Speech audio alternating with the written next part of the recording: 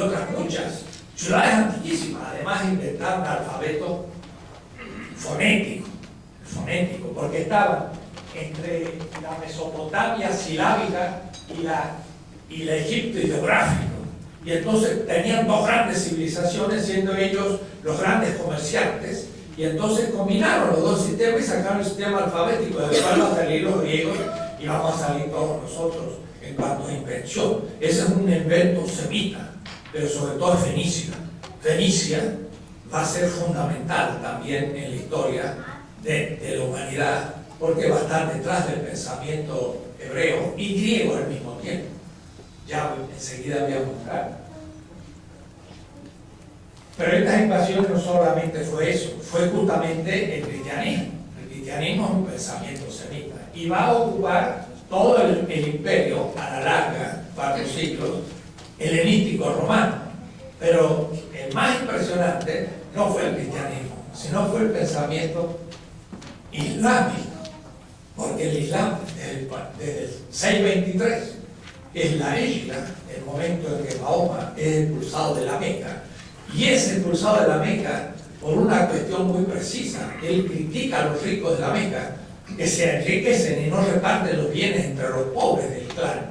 Se han hecho ricos los de la Meca, que claro está en la península arábiga, en el comercio entre Persia y el imperio bizantino.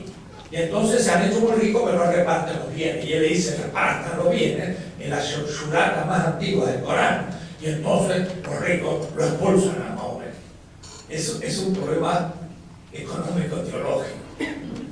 Y Mahoma se juega por los pobres. Hay también teología de la liberación musulmana.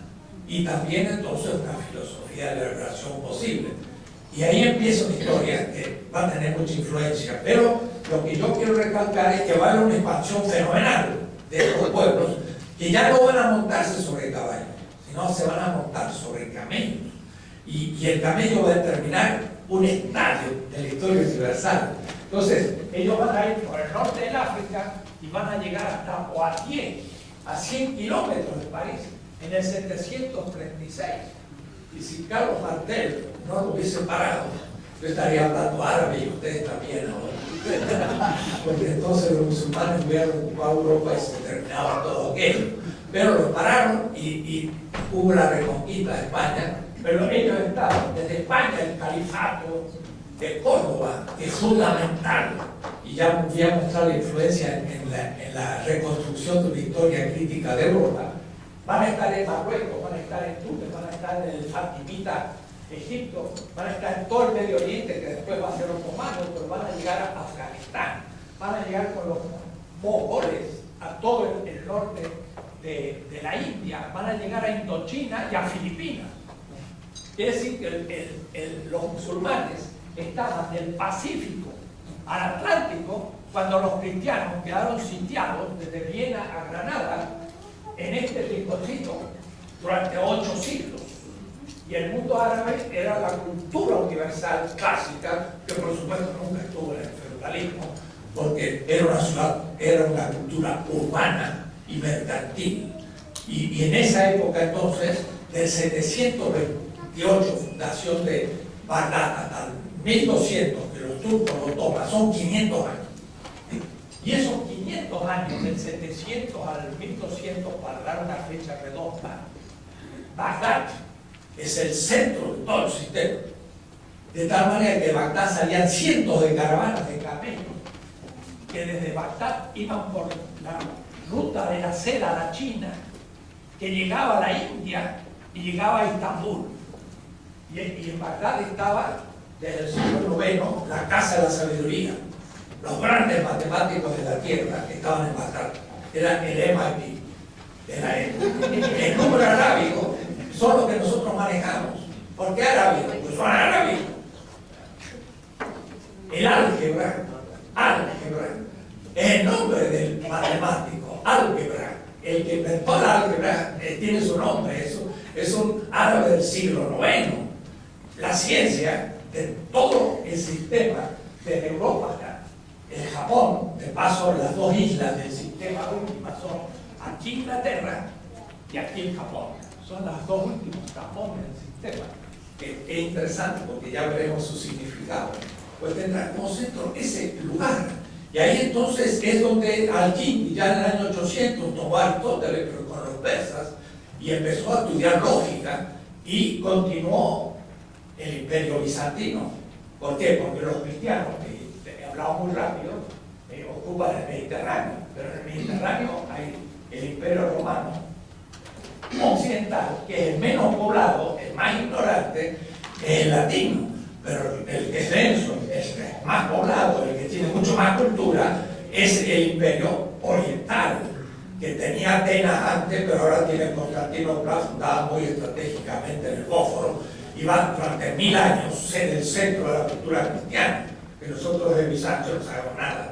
Pero ahí estaban los grandes filósofos griegos, y ahí estuvieron los grandes teólogos de los grandes concilios, y esa cultura bizantina era la herencia real de los griegos.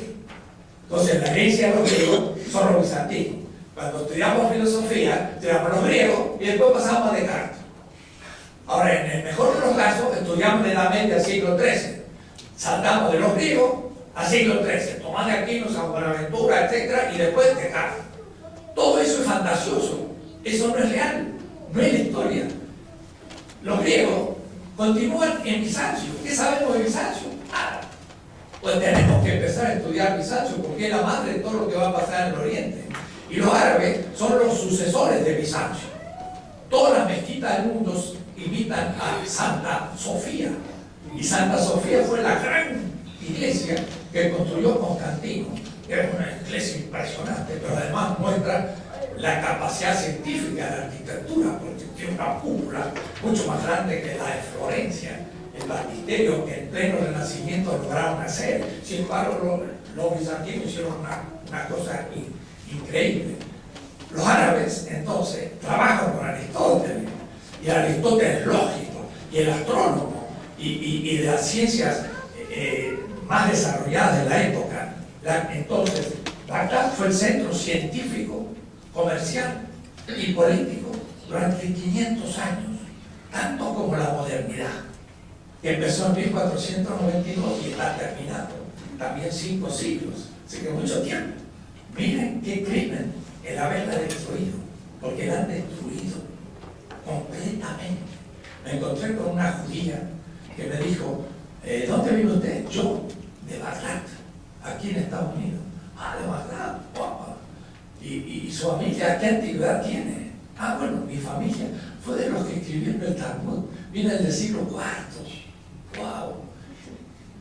Y dice, y ahora han destruido Bagdad, nunca más se podrá reconstruir. Puede decir, una judía que vivió 16 siglos tuvo que llegar con Bush a que destruyeran la cuna de una cultura gigantesca. Dice Walter Benjamin, el día que se destruyó Cartago. Qué terrible, porque 60% de la ciencia del Mediterráneo desapareció cuando los bárbaros romanos destruyeron Cartago. Pero ahora ha pasado lo mismo. Han destruido una cultura, han quemado además los grandes manuscritos del Corán. Me pregunto a quién le interesaba quemarlos, no quiero decirlos, pero bueno, está muy claro que no es Estados Unidos, sino que es otro país más cercano de Bagdad, el que quiso destruir hasta los rastros de esa cultura, que la tiene por enemigo y no dándose cuenta que judíos y árabes son los dos semitas, son los dos pueblos más semejantes. Es notable lo que está pasando en el Medio Oriente. No tengo tiempo ni lengua para poder hacer la apología de la cultura musulmana, es algo extraordinario. Pero sí es importante recordar que va a ser esta gran cultura racionalista, porque ellos son aristotélicos, ni siquiera platónicos, aunque Al-Farabi también retoma a Platón y demás, lo que por los traductores de Toledo van a traducir sus grandes textos al latín, y esto va